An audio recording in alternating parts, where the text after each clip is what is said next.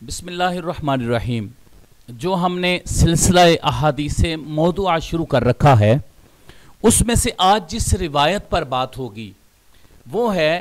من صلی خلف عالم تقی فکأنما صلی خلف نبی، کہ جس نے کسی متقی عالم کے پیچھے نماز پڑھی وہ ایسے ہی ہے جیسے اس نے کسی نبی کے پیچھے نماز پڑھی۔ یہ ایک روایت ہے جس کو امام مرغی نانی حنفی صاحب ہدایہ نے ہدایہ کے اندر ذکر کیا ہے لقولہ علیہ السلام کے ساتھ، یعنی بطور حدیث پاک، حدیث مرفوع اس کو ذکر کیا ہے۔ ان کے علاوہ علامہ سرخسی نے مبسوط کے اندر، کاسانی حنفی رحمہ اللہ نے بدائع الصنائع کے اندر ذکر کیا ہے، اور اس کے علاوہ یہی روایت البحر الرائق کے اندر ہے، المحیط البرہانی کے اندر ہے، اور دیگر کئی کتب فقہ کے اندر یہ روایت موجود ہے کہ پیارے آقا علیہ الصلوۃ والسلام نے فرمایا جس نے کسی متقی عالم کے پیچھے نماز پڑھی وہ ایسے ہی ہے جیسے اس نے کسی نبی کے پیچھے نماز پڑھی۔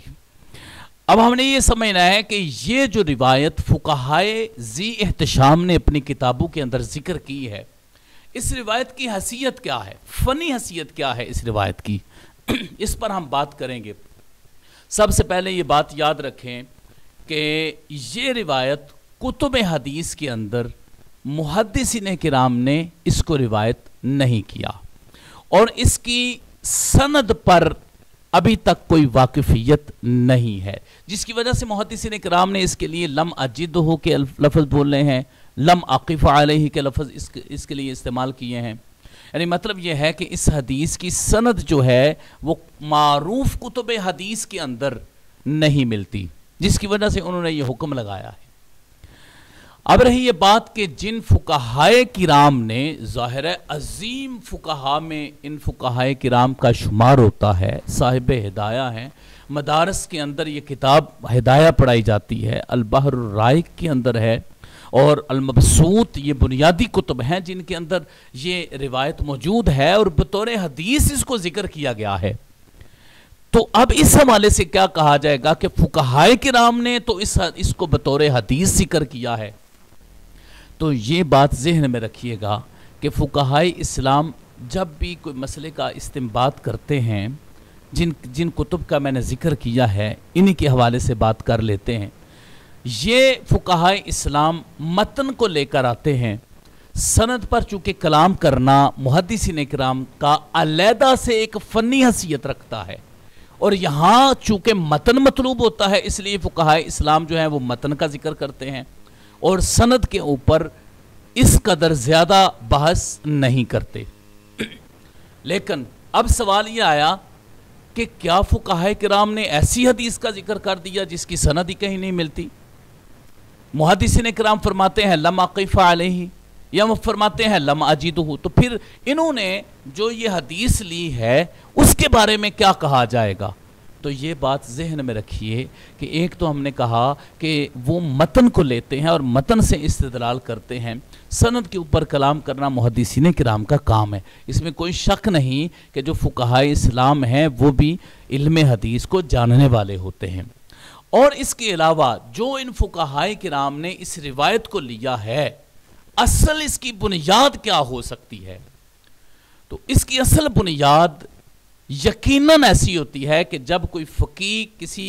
متن کو ذکر کرتے ہیں تو اس کے پیچھے اس سے ملتی جلتی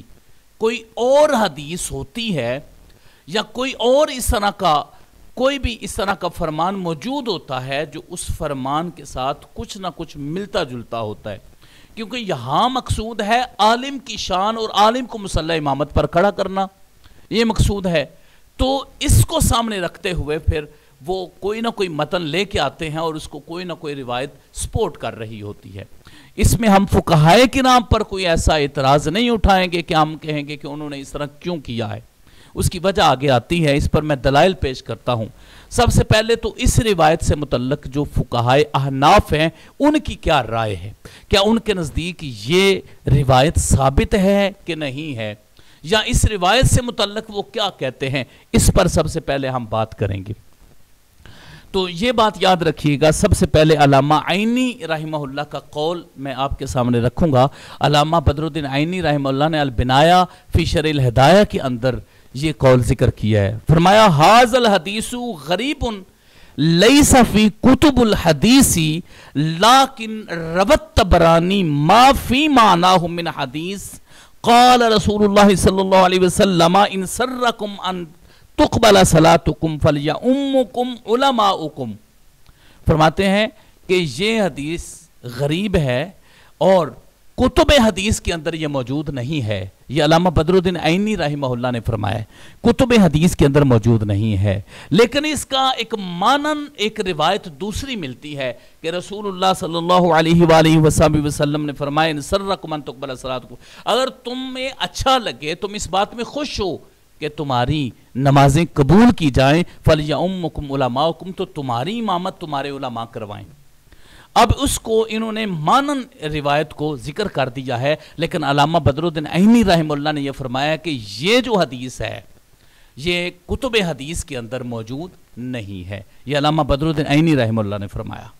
اس کے بعد علامہ طحطاوی رحمہ اللہ کیا فرماتے ہیں؟ علامہ طحطاوی رحمہ اللہ آپ نے جو حاشیہ لکھا ہے اس میں آپ یہ فرماتے ہیں وَحَدِيثٌ مَّن كَثُرَتْ صَلَاتُهُ بِاللَّيْلِ حَسُنَ وَجْهُهُ بِالنَّهَارِ، یہ ذکر کر کے اس کے بعد فرماتے ہیں لَمْ يَثْبَتْهُ الْمُحَدِّثُونَ، محدثین کرام کے ہاں یہ ثابت نہیں ہے۔ کحدیث، آگے پھر اس کے بعد جو مثال کے طور پر آگے حدیث بیان کی ہے وہ فرماتے ہیں کحدیث من صلی خلف عالم تقی فکانما صلی خلف نبی، انہوں نے اس کو بطور دلیل پیش کیا ہے کہ پہلی جو حدیث ہے وہ اسی طرح ہی محدثین کرام کے نزدیک ثابت نہیں ہے جس طرح یہ عالم متقی عالم والی ثابت نہیں ہے۔ یہ علامہ طحطاوی رحمہ اللہ نے فرمایا ہے حاشیہ کے اندر۔ اس کے بعد علامہ ابن عابدین شامی رحمہ اللہ کا ایک قول ہے، وہ بھی میں ذکر کرنا چاہتا ہوں۔ فرماتے ہیں من صلی خلف عالم تقی فکانما صلی خلف نبی، یہ پوری روایت ذکر کرنے کے بعد وہ فرماتے ہیں قال فی الحلیہ ولم یجدہ المخرجون نعم اخرج الحاکم فی مستدرکی مرفوعا ان سرکم یقبل اللہ صلاتکم فلیومکم خیارکم۔ اب یہ دیکھیں انہوں نے بھی یہی بات کہی ہے کہ جو مخرجین ہیں یعنی محدثین کرام ہیں ان کے ہاں یہ جو حدیث ہے وہ ان کو اس کی سند نہیں ملی، حدیث کی کتابوں کے اندر یہ روایت ان کو نہیں ملی۔ ہاں حاکم میں یہ ان کا قول پیش کر رہا ہوں کہ امام حاکم نے مستدرک کے اندر وہ روایت پیش کی ہے جو میں نے پہلے بھی پڑھ کے سنائی ہے ان سرکم یقبل اللہ صلاتکم فلیومکم خیارکم، کہ تم میں سے جو یہ پسند کرتا ہے کہ اس کی نمازیں قبول ہوں تو وہ آگے اپنے سے بہتر کو کھڑا کریں، تو یہاں سے مراد علماء ان نے لیا ہے۔ تو اس کا مطلب ہے کہ تینوں جو حنفی فقہا ہیں ان کے نزدیک یہ بات مسلم ہے کہ یہ روایت کتب حدیث کے اندر نہیں ہے، لیکن اس کو جو سپورٹ مل رہی ہے وہ مانن مل رہی ہے۔ آپ اگر ایگزیکٹ روایت کے الفاظ کی بات کریں گے تو اس کی سند ان کے نزدیک بالکل موجود نہیں ہے۔ جب موجود نہیں ہے تو پھر اس کے لیے ہم کہیں گے لم اجدہ، لا اصل لہ، لم اجدہ، لم اقف علیہ، یعنی ہم اس پر واقفیت نہیں رکھتے۔ اس کے بیان کرنے میں احتیاط یہ ہو سکتی ہے کہ انسان یہ کہے جب تک یہ سند نہیں ملتی ہمیں یہ الفاظ باقاعدہ طور پر بطور استدلال اس طریقے سے لینے میں تھوڑی سی دقت محسوس ہوگی۔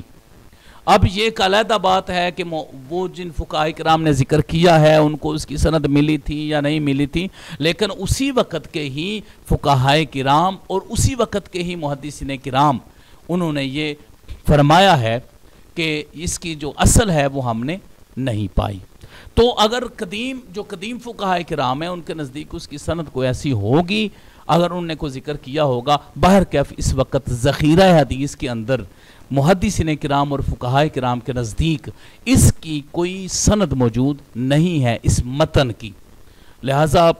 بہتر یہی ہے کہ اگر کوئی بندہ اس کو استدلال کرنا چاہتا ہے تو یا تو وہ اس کو فقہاء کرام کی طرف پھر منسوب کرے گا، تو یا پھر وہ کہے گا کہ مجھے اس کی سند نہیں ملی، جس طرح کہ محدثین کرام نے فرمائے۔ تو یہاں تک فقہاء کرام کے متعلق میں نے عرض کیا ہے۔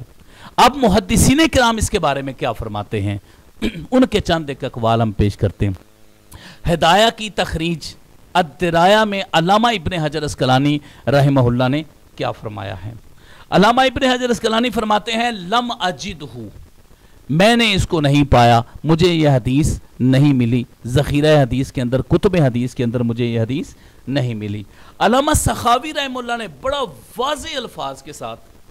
علامہ سخاوی رحمہ اللہ نے کیا فرمایا، انہوں نے فرمایا ما وقع فی الہدایت للحنفیت بلفظ، جو احناف کی کتاب ہے ہدایہ، اس کے اندر جو روایت آئی ہے من صلی خلف عالم تقی فکانما صلی خلف نبی فلم اقف علیہ بہذا اللفظ، ان لفظوں کے ساتھ میں اس کے اوپر واقفیت نہیں رکھتا۔ تو اس کا مطلب ہے کہ انہوں نے بھی اس کے لیے لم اقف کے الفاظ استعمال کیے ہیں۔ علامہ جلونی نے بھی امام سخاوی کا حوالہ دیا، تقدم عن السخاوی انہ لم یقف علیہ، اور علامہ طاہر پٹنی نے بھی کہا فلم اقف علیہ بہذا اللفظ، کہ اس پر ہم نے کوئی واقفیت نہیں پائی۔ اس کا مطلب یہ ہے کہ یہ ایسا متن ہے کہ جس کی سند موجود نہیں، لیکن جن فقہاء نے ذکر کیا ہے اس کو معنی کے اعتبار سے ذکر کیا ہے، اس کو معنی کے اعتبار سے ذکر کیا ہے کہ یہ روایت معنی اس کے ساتھ ملتی ہے، لیکن یہاں پر کچھ الفاظ ہیں خلف نبی کے، یہ الفاظ انسان کے لیے تھوڑا سا پریشانی کا سبب بنتے ہیں کہ کیا یہی الفاظ مانن اس روایت کے اندر موجود ہیں؟ اگر یہی الفاظ مانن اس روایت کے اندر موجود نہیں ہے جو انہوں نے پیش کی ہے تو پھر اس پر غور و فکر کرنا ہوگا۔ لہٰذا یہ جو روایت ہے فقہائے کرام نے بیان کی ہے، اور فقہائے کرام نے متناً یقیناً کسی اور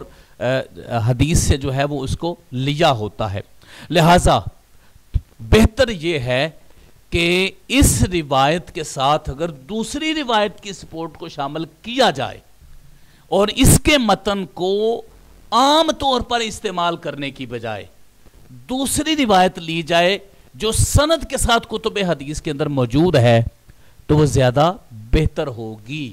ہاں، فقہائے اسلام نے جو کیا ہے وہ ہمارے دل و جان میں رہتے ہیں، ہمارے دل میں بستے ہیں، ہم ان کا احترام کرتے ہیں۔ انہوں نے جس نظر سے یا جس طرح دیکھی یا جس ذخیرے سے انہوں نے دیکھی ہے، ہمیں ان پر بھی کوئی کسی قسم کا شک نہیں ہے۔